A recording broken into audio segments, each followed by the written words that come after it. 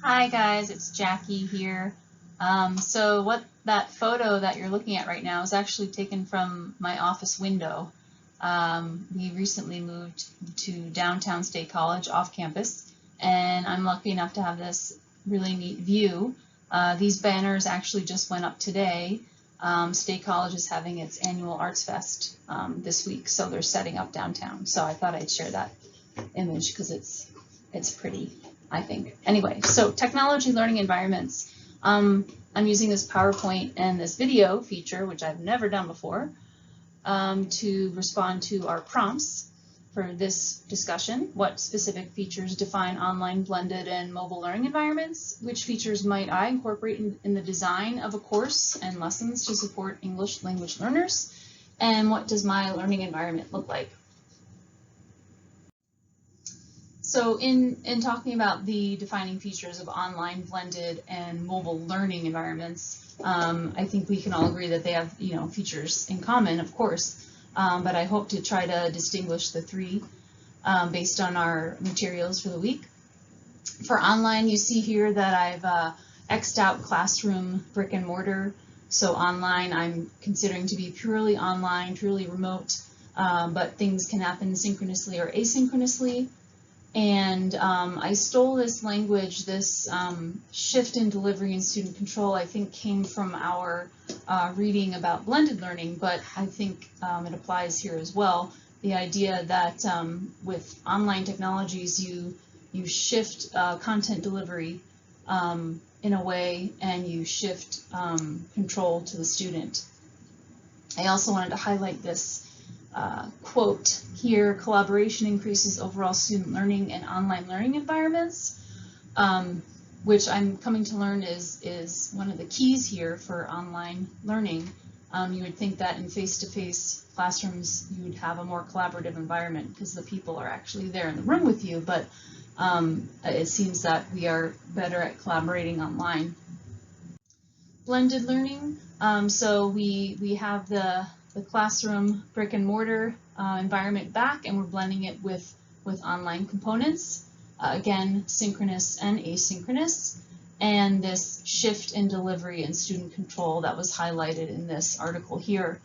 I also really appreciated this quote here: devices are used to leverage opportunity for personalization. So the devices aren't just simply used as another form of pencil and paper or chalk and blackboard. They're actually there to create a different kind of opportunity for learning and personalization.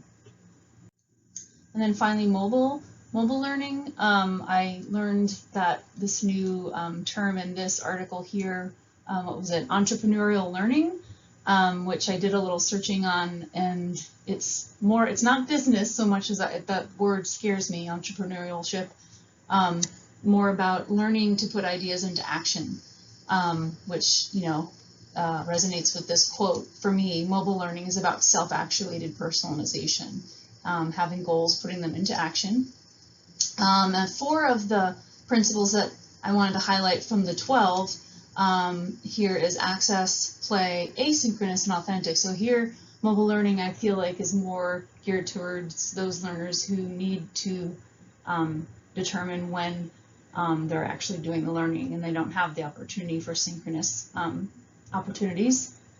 Again, play I like to highlight because of my previous comments about gamification. And then I had this question here. They mention authentic, saying, and I think in the article it said that mobile learning provides an authenticity that you can't find in the classroom. And as a teacher, I thought that was very interesting and kind of alarming, and I wish they had explained a bit more about what that means. Maybe we can talk about that here in our class. Yeah, so that struck me as a bit odd. So what do I want to do for my English language learners? I certainly want to explore more about play and using games as a way to engage and kind of increase that student motivation, but also that self-actualized personalization. Like, this is a game that I need to win and beat and figure out. But also the personalization of figuring out what times work for me, when do I work best, that's what I'm coming to learn about this online component, that it's not just using technology for technology's sake, but it's putting the power in the hands of the learner. And I also want to, some of the articles talked about flipped classrooms, and I definitely want to incorporate more flipped features where, similar to the Obiverse lessons that we're doing here, you know, having modules that are instructional, that deliver content, the lessons that we do in similar format, so they can do the learning on their own time, and then when we're together in the classroom, we can practice, I can give feedback that is the kind of feedback that's better to give in person, for example. Finally, this is my learning environment. You can see the windows behind me here.